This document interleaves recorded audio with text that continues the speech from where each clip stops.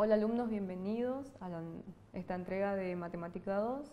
Vamos a continuar con el módulo 3 de derivadas. Vamos a ver el contenido que vamos a ver en esta ocasión. Vamos a hablar de continuidad de funciones derivables, ¿sí? De un teorema que aparece en este apartado. Luego, a partir de la regla, ¿se recuerdan? A partir de la regla general de la derivación que habíamos visto en la clase pasada, vamos a ver algunas fórmulas, digamos, como por ejemplo el producto de funciones o el cociente de funciones, o a partir de la derivada de estas funciones a partir de la regla de derivación general, la suma de funciones algebraicas, ¿sí? Y luego vamos a ver algunas aplicaciones en la administración y en la economía y funciones marginales. Finalmente vamos a ver el tema de diferencial y la aproximación de funciones mediante diferenciales. Entonces, el primer tema es continuidad de funciones derivables. ¿Sí? Derivabilidad implica continuidad, pero sin embargo continuidad no siempre implica derivabilidad. ¿Qué quiere decir esto? Esto se expresa en un teorema. Este teorema dice que si una función tiene derivada finita en un punto, entonces es continua en dicho punto. Es decir, el teorema asegura que si existe un número real k, tal que k es igual a f' de a, entonces f es continua en a. La demostración de este teorema está en la teoría paso a paso, ¿sí? Y entonces generalmente o a grandes rasgos lo que quiere decir es que una función derivable es continua, sin embargo no toda función continua es derivable. En las aplicaciones prácticas se encuentran funciones que no son diferenciables, es decir, que no tienen derivada en ciertos valores del dominio de una función f, y se puede mostrar que una función continua deja de ser diferenciable en un punto x igual a cuando la gráfica de f tiene un cambio abrupto de dirección en ese punto. Tal punto es una esquina o pico. Una función también deja de ser diferenciable en un punto cuando la recta tangente es vertical en dicho punto, pues la pendiente de una recta vertical no está definida. Entonces, el contrarrecíproco de este teorema, ¿sí? Es decir, que si aseguramos la continuidad de una función, no podemos asegurar su derivabilidad, se puede demostrar fácilmente con un contraejemplo, y todo esto está bien desarrollado en la guía teórica, ¿sí? Por lo tanto decimos que el recíproco del teorema es falso en general. Ahora, a partir de las reglas de derivación general, ¿sí? Vamos a aplicar esta regla general de derivación para obtener la derivada de funciones como la derivada de una constante, de la variable independiente, de la suma de un número finito de funciones derivables, de un producto de funciones, de un cociente de funciones y la derivada de funciones trascendentes. Vamos a ver rápidamente algunas de estas derivadas, ¿sí? Porque, como les dije anteriormente, todo está desarrollado paso a paso en la guía teórica, solo basta leer para poder entender bien. Entonces vamos a ver solamente algunos. Por ejemplo, la derivada de una constante dice que sea i igual a c. C es una constante cualquiera. Si se incrementa x en un valor delta de x, recuerden que este era el primer paso de la regla general de derivación, incrementar la variable x para poder encontrar el incremento de la variable y. Entonces, si se incrementa x en delta de x, se observa que el valor de y permanece inalterable, ¿sí? Delta de y igual a 0, debido a que la función es y igual a c. Es decir, no aparece la variable x, por lo tanto no puedo incrementar a esta variable. Entonces, si el incremento de la variable x es 0, el incremento de la función y sigue siendo 0. Por lo tanto, luego el segundo paso era armar el cociente de incrementos delta de y sobre delta de x. Este cociente es igual a 0. Por lo tanto, el límite de este cociente incremental es igual a la derivada de y respecto de x y es igual a 0. En consecuencia, la derivada de c, ¿sí?, que era nuestra función constante, respecto de x es igual a 0. Y finalmente se concluye que la derivada de una constante es 0. Ahora veamos la derivada de la variable independiente. Sea la función y igual a x, el incremento de la función se da. Al incrementar x en un delta de x, incrementamos la función y en un delta de y. Recuerden que el segundo paso era hacer la diferencia entre la función incrementada menos la función sin incrementar. Entonces, aquí lo que hacemos antes de hacer ese paso es despejar la variable y en la expresión que tenemos al principio. Entonces nos queda x más delta de x menos y. Y como ese valor y es igual a la variable independiente x, podemos reemplazar su valor por x. Y en el tercer paso, en la tercera fila, observamos que tenemos delta de y igual a x más delta de x menos x. Ese último valor menos x lo obtenemos de reemplazar al valor y por su igual. Y luego, como vemos, x y menos x se cancelan por ser valores iguales y opuestos. Y finalmente tenemos que delta de y es igual a delta de x, ¿sí? Ahí hay un pequeño error de tipeo, tendría que ser delta de y igual a delta de x. Entonces, al formar el cociente incremental, que el cociente incremental siempre es delta de y sobre delta de x, podemos reemplazar a delta de y por su igual, que es delta de x, y nos queda delta de x sobre delta de x, y esto es igual a 1.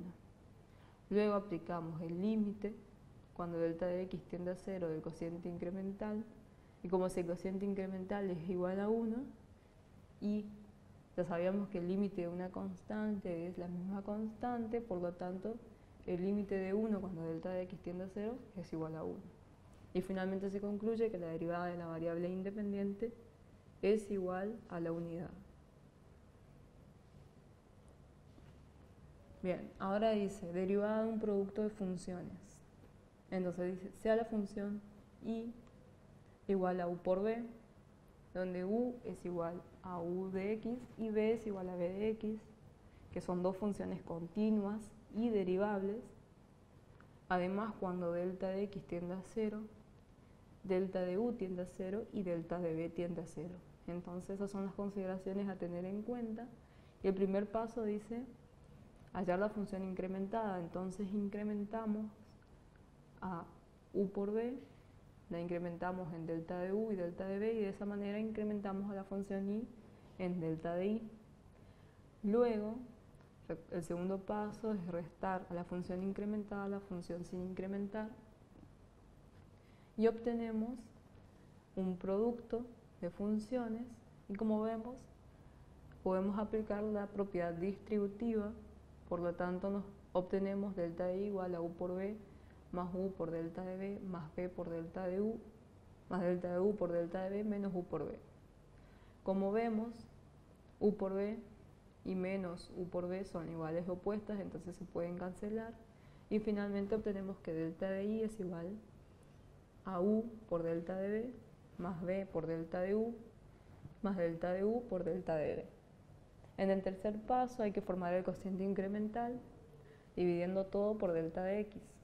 Entonces tenemos delta de y igual a delta de x igual delta de y sobre delta de x igual a u por delta de b sobre delta de x más b por delta de u sobre delta de x más delta de u por delta de b sobre delta de x.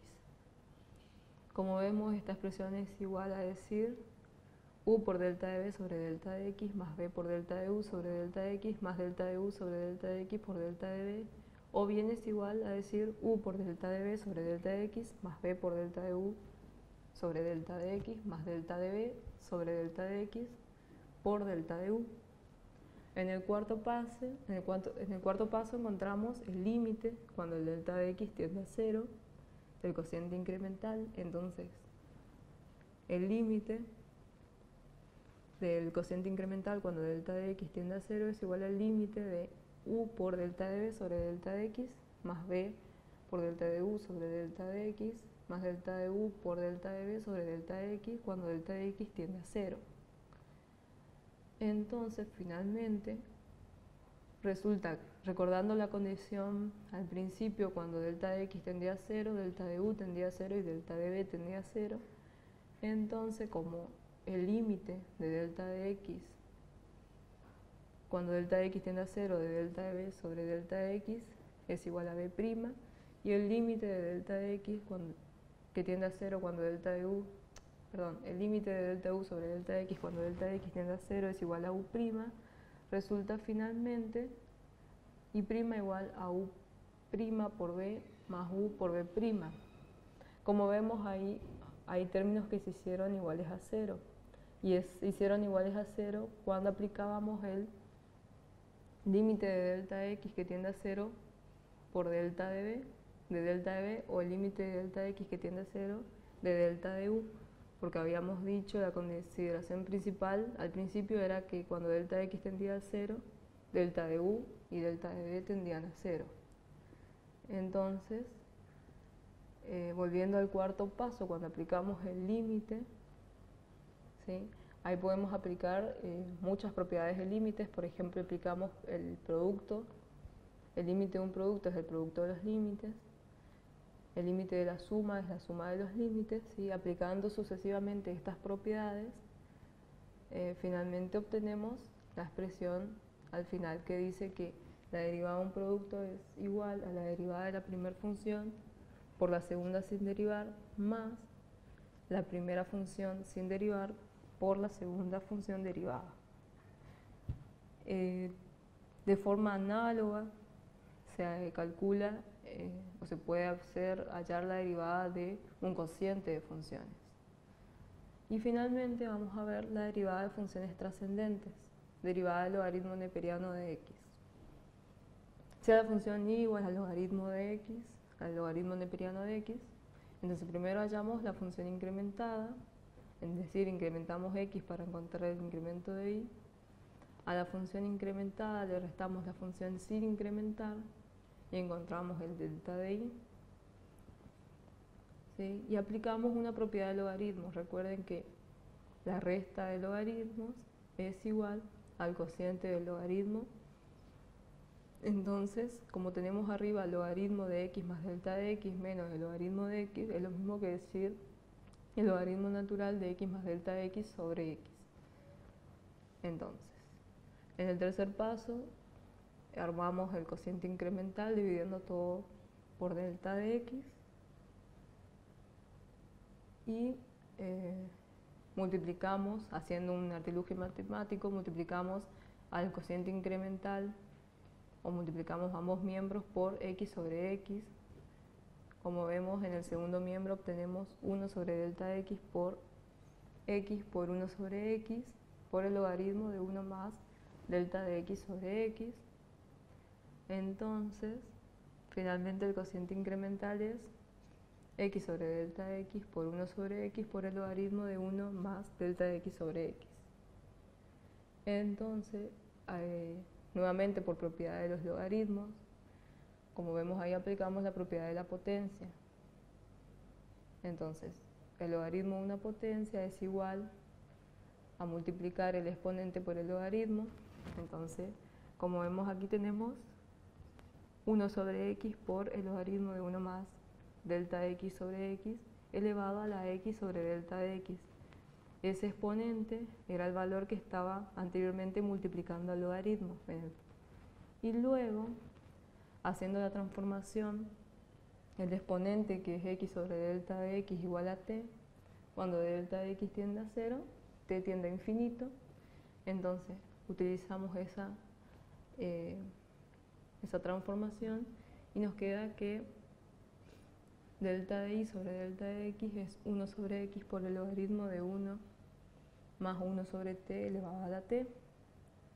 Luego aplicamos el límite cuando delta de x tiende a 0.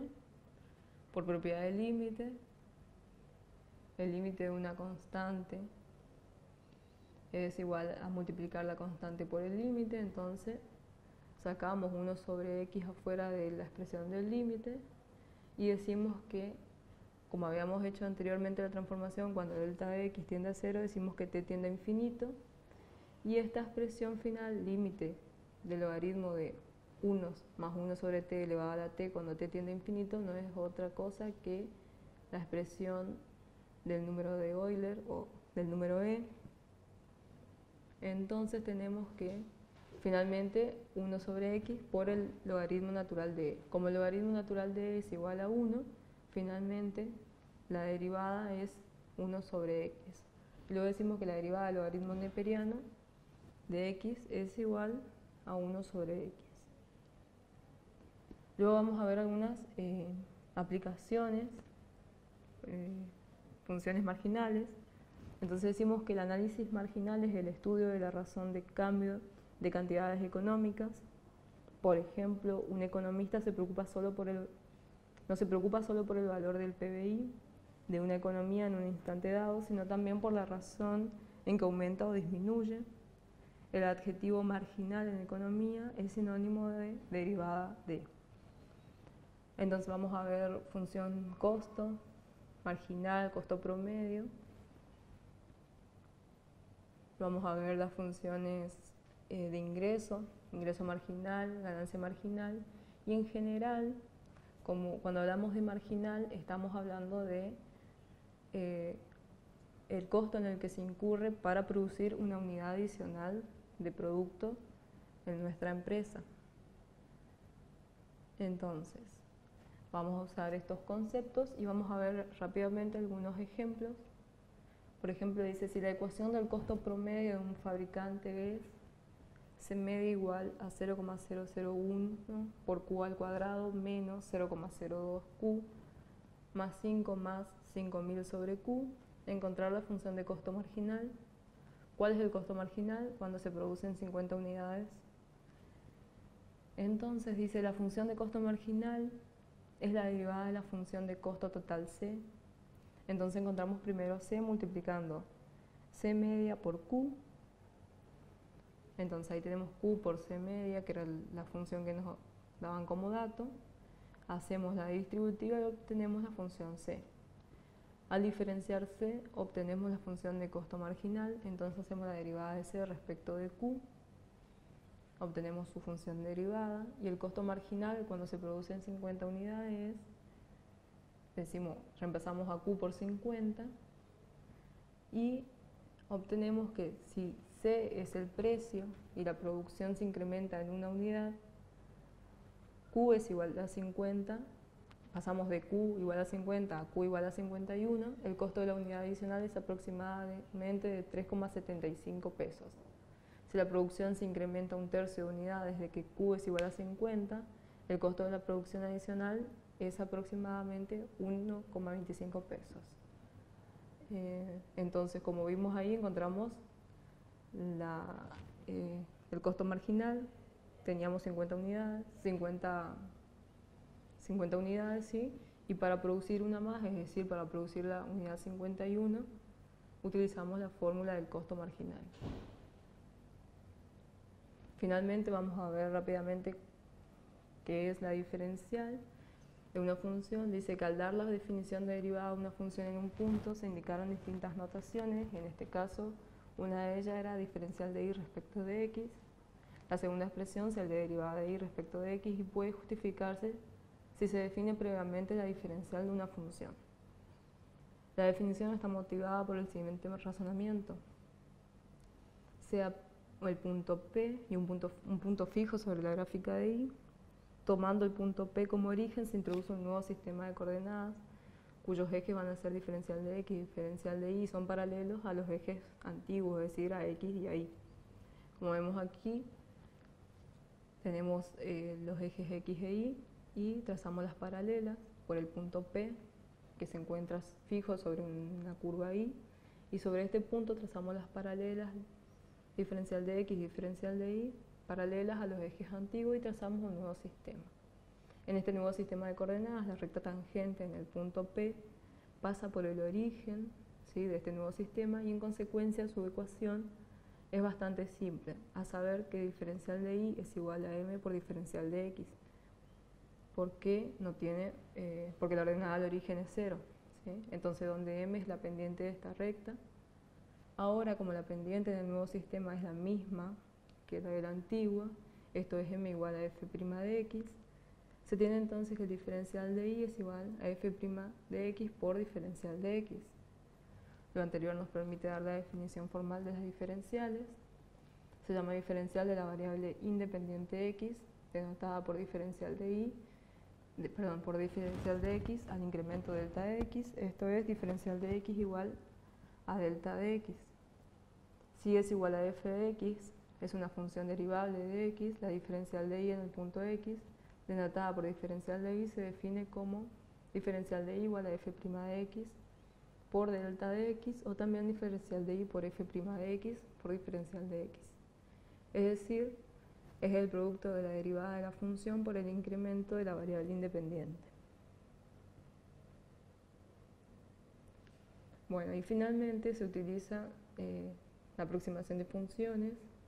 Entonces, si conocemos el valor que toma una función y igual a f de x en un punto x igual a x sub 0 y queremos calcular el valor de la función en un punto próximo al x sub 0, digamos x sub 0 más delta de x, podemos aproximar el valor exacto f de x sub 0 más delta de x sumando a f de x sub 0 la diferencial de f en el punto x sub 0. Entonces, esto es, finalmente, f de x sub 0 más delta de x es equivalente a f en el punto x sub 0 más f' de x sub 0 por delta de x. El error cometido al efectuar esta aproximación lineal está dada por la diferencia entre delta de f de x sub 0 y diferencial de f de x sub 0. En general este error es pequeño cuando el delta de x es pequeño. Bueno, en general o en conclusión, la diferencial delta i representa la cantidad que se eleva o que desciende la recta tangente, es decir, el cambio de linealidad, mientras que delta i representa la cantidad en que la curva i igual a f de x se eleva o disminuye cuando x cambia de cantidad diferencial de x. Eso era lo que se observaba cuando hablábamos de diferencial y de aproximaciones. Bueno, esto ha sido todo por la clase de hoy. Me despido y los espero en la próxima clase. Gracias.